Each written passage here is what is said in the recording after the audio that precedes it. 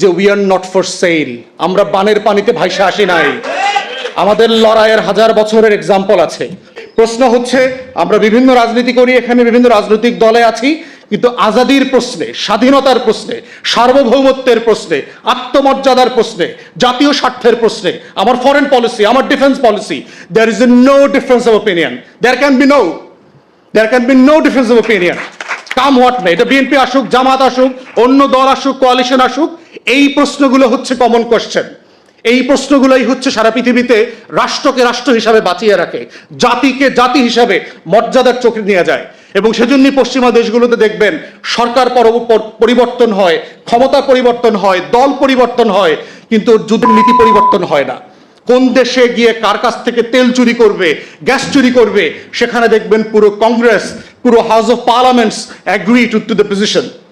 এবং এটাই হচ্ছে জাতিসত্তার আজাদির প্রশ্ন। অতএব 7ই নভেম্বর 75 আর 24